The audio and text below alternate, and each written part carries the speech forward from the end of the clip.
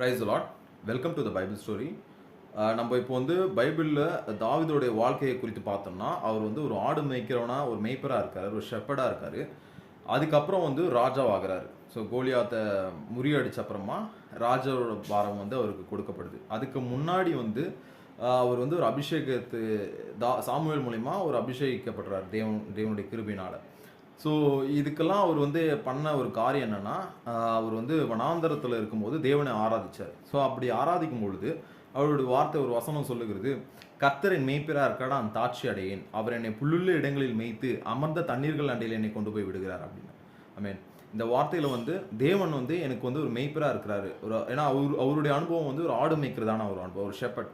So based on that அவர் சொல்கிறாரு, நான் வந்து ஒரு மேய்ப்பனாக இருக்கேன், என்னோட ஆடுகளுக்கு வந்து நான் இப்படியாக கூட மேய்த்து கொண்டு நான் தண்ணீர் இருக்கிற இடத்துல வந்து புல்லுள்ள இடங்களில் வந்து மேய்த்து தண்ணீர் இருக்கிற இடத்துல வந்து அவங்களுக்கு வந்து நான் தண்ணி காட்டுறேன் அப்படின்ற.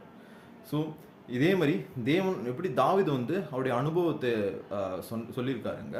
தாவீது எப்படி வந்து தேவனுடைய சமூகத்தில் இருக்காரோ, தாவீது எப்படி வந்து தேவனை துதித்தாரோ, அது பிரகாரம் நம்மளும் துதித்து நம்மளுடைய தினந்தோறும் வாழ்க்கையில் தேவனை தொழுது கொண்டு வந்தால் தேவன் நிச்சயமாகவே நமக்கு தாவீது எப்படி ஆசீர்வாதத்தாரோ அதை விட அதிகமான ஆசீர்வாதத்துக்குள்ளாக நம்மளை தேவன் நடத்துவார். ஆமென்.